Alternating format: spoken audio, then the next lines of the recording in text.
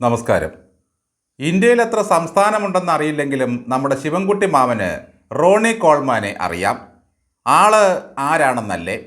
അമേരിക്കയിലെ ലൂസിയാനയിൽ ജനിച്ച റോണി കോൾമാൻ അവിടുത്തെ ഒരു ജിമ്മനാണ്.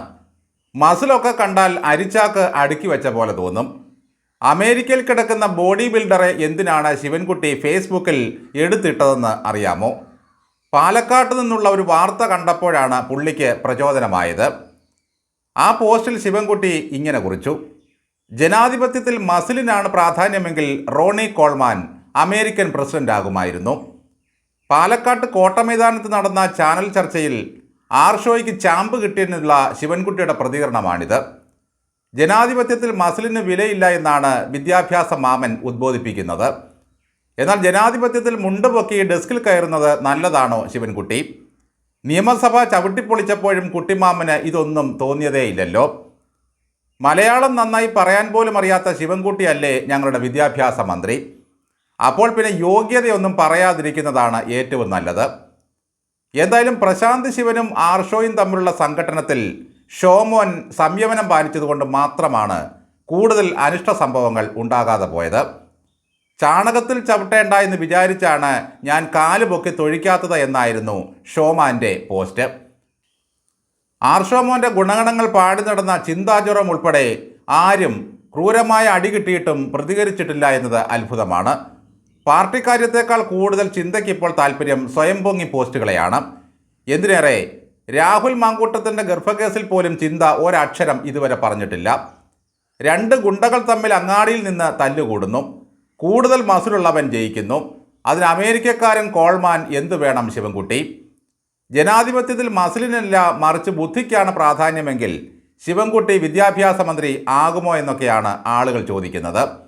വടകരയിൽ ഷാഫിയെ ഒരു ഗുണ്ടാ പോലീസ് മർദ്ദിച്ചപ്പോൾ എന്തൊരു ആഘോഷമായിരുന്നു അന്തംകമ്മികൾ. അയാളുടെ മൂക്കിനടിയേറ്റ് പാലം പൊട്ടിയപ്പോൾ താടി ക്ഷവരം ചെയ്യാതെ എങ്ങനെ സർജറി ചെയ്തു? മൂക്കിൻ്റെ പാലം തകർന്നാൽ വീൽ ചെയറിൽ കൊണ്ടുപോകണോ? അത് ചോരയല്ല പെയിൻ്റാണ് എന്നൊക്കെയായിരുന്നു ക്യാപ്സൂളുകൾ. വേറൊരു കമ്മി ഒരു ടെലിവിഷൻ ചാനലിൽ വിളിച്ചു ചോദിച്ചത് തലയ്ക്ക് അടി കിട്ടിയാൽ മൂക്കിൽ കൂടെ ചോര വരുമോ എന്നൊക്കെയാണ്. ഇപ്പോൾ പക്വതയെപ്പറ്റിയും ജനാധിപത്യത്തെപ്പറ്റിയുമൊക്കെ ഇവരിങ്ങനെ പറയുകയാണ്. ഷാഫിയുടേതെല്ലാം ഷോയാണ്. പേരിൽ തന്നെ ഷോയുള്ളവൻ നടത്തിയ പരാക്രമങ്ങളെല്ലാം വിപ്ലവകരമായ പ്രവൃത്തികളാണല്ലോ. ആണ്ടി വലിയ അടിക്കാരനാണെന്ന് ആണ്ടിയെ പറയുള്ളൂ എന്ന് പറയും പോലെയാണ് കാര്യങ്ങൾ. ഇത്രയും നാൾ ആർഷോ വെല്ലുവിളിച്ച വിളികളൊക്കെ കേട്ടാൽ കേരളം ഞെട്ടിയ ചരിത്രമാണുള്ളത്. ഒരു കമ്മി നേതാവ് ലണ്ടനിൽ വെച്ച് ഷാജൻസ്കറിയായെ ഒന്ന് മാന്തിയതും അയാൾ തിരിച്ചങ്ങോട്ട് തല്ലിയതുമൊക്കെ നമ്മൾ കണ്ടതാണ്. അന്ന് എന്തൊരു ആഘോഷമായിരുന്നു. രണ്ടിടി കൂടുതൽ അയാൾക്ക് കിട്ടണമെന്നാണ് അന്തംകമ്മികൾ പാടി നടന്നത്. തൊടുപുഴയിൽ വെച്ച് വീണ്ടും ഷാജൻസ്കറിയയ്ക്ക് നേരെ പാർട്ടിക്കാർ അഴിഞ്ഞാടിയപ്പോഴും കമ്മികൾ പറഞ്ഞു രണ്ടെണ്ണം കൂടുതൽ കിട്ടണമായിരുന്നുവെന്ന്. അന്ന് എന്തൊരു ആഘോഷമായിരുന്നു. ഇപ്പോൾ ദേ ഇവറ്റകൾ മൂങ്ങുകയാണ്. ജനാധിപത്യത്തിൽ പുലർത്തേണ്ട സാമാന്യ മര്യാദകളെപ്പറ്റിയാണ് ക്ലാസ്. ഷാഫി പറമ്പിലിന് തല്ല് കിട്ടിയാലും ഷാജൻസ്കറിയയ്ക്ക് കിട്ടിയാലും അത് കിട്ടേണ്ടതായിരുന്നു. മറിച്ച് ആർഷോ മോൻ്റെ കർണത്ത് കിട്ടിയത് ജനാധിപത്യ ധ്വംസനമാണ്. എന്തൊരു പക്വതയാണ് ഇപ്പോൾ ആർഷോയ്ക്കും DYFIക്കും. ആംബുലൻസ് കത്തിച്ചാൽ പോലും അവർക്ക് പ്രതികരിക്കേണ്ടതില്ല. ആർഷോയ്ക്ക് കിട്ടിയ തല്ലിൽ പ്രതിഷേധിച്ച് CPM BJP ഓഫീസുകൾ തല്ലി തകർക്കുമെന്നും അടിച്ചവനെ തിരിച്ചടിക്കുമെന്നൊക്കെ നമ്മൾ വിചാരിച്ചു പോയി. പാലക്കാട്ട് കാല് കുത്തിക്കില്ല എന്ന ഭീഷണിയും പ്രതീക്ഷിച്ചതാണ്. പക്ഷെ ഒന്നും സംഭവിച്ചില്ല. യുവവിപ്ലവകാരിക്ക് തല്ല് കിട്ടിയ വിഷയത്തിൽ ഒരു ഇലയനക്കം പോലും ഇല്ലാതായിരിക്കുന്നു. കാറ്റുകൊണ്ട് തണുക്കുമ്പോൾ രണ്ടു തുള്ളി പോകുന്ന അവസ്ഥയിലാണ് ഇപ്പോൾ ആർഷോ. ശരത്തിനെയും കൃപേഷിനെയും ചന്ദ്രശേഖരനെയും ഒക്കെ കൂലിക്ക് ആളെ വിട്ടായിരുന്നു ഇല്ലാതാക്കിയത്. ഇപ്പോൾ ഏതോ ഒരുത്തം പറയുന്നത് ഞങ്ങൾക്ക് സ്ലീപ്പർ സെല്ലുകൾ ഉണ്ടെന്നും ഭരണമുള്ളപ്പോൾ ഞങ്ങൾ ഉറക്കത്തിലായിരിക്കുമെന്നുമാണ്. മൂന്നാം പിണറായി വരാതെ പോയാൽ സെല്ലുകൾ ഉണരുകയായി. അതുവരെ ആർഷോ താടി തടവി കഴുത്തിന് കുഴമ്പും തേച്ച് ഇരിക്കണമെന്നാണ് പറഞ്ഞു വരുന്നത്. രാഹുലിനെയും ഷാഫിയെയും കാണുമ്പോഴുള്ള ചെമ്പട വീര്യമൊന്നും ഇവിടെ കണ്ടില്ലല്ലോ സഖാക്കളെ. അപ്പോഴേ ആർഷോ പാർട്ടിക്ക് ആരാണ്? ദിവ്യ മിണ്ടുന്നില്ല, ചിന്ത മിണ്ടുന്നില്ല, AK ബാലൻ മിണ്ടുന്നില്ല, പൂമരൻ സഖാവ് മിണ്ടുന്നില്ല.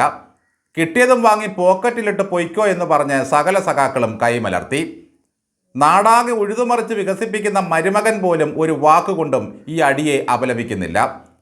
ഒരു ചാനൽ ചർച്ചയ്ക്കിടെ ഏഷ്യാനെറ്റിലെ കണ്ണൂർ റിപ്പോർട്ടർ ഷാജഹാനെ അറഞ്ചം പുറഞ്ചം തന്റെ ജനാധിപത്യവാദിയാണല്ലോ കണ്ണൂരെ ചെഞ്ചോര പൂങ്കതിരായ P. ജയരാജൻ. അതുകൂടി ഈ സമയത്ത് ഓർക്കേണ്ടതുണ്ട്.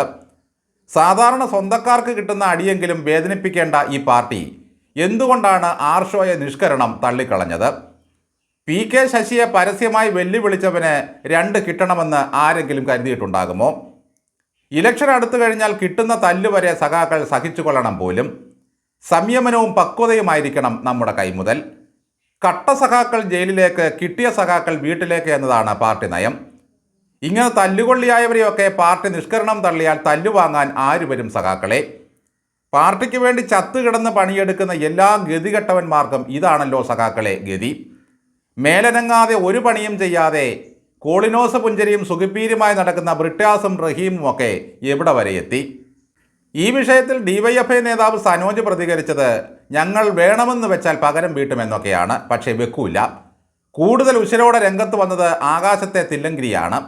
പുള്ളി ഒരു പട്ടിയെയും കെട്ടിപ്പിടിച്ചിരുന്നിട്ടാണ് പറയുന്നത് തിണ്ണമിടുക്ക് കാണിച്ചവരെ ചുവരിൽ തൂക്കിയ ചരിത്രമാണ് പാർട്ടിക്കുള്ളതെന്ന്. ഇതിപ്പോൾ ഒന്ന് വെല്ലുവിളിക്കാൻ പോലും പാർട്ടിക്ക് പുറത്തുള്ള തില്ലങ്കേരിമാർ ഇറങ്ങേണ്ട അവസ്ഥയായി. നമുക്ക് കൊടിസുനിയെ ഇറക്കി പകരം ചോദിക്കണം. ആർഷോയുടെ സ്ഥാനത്ത് ജയിക്കായിരുന്നെങ്കിൽ തീ പാറിയേനെ.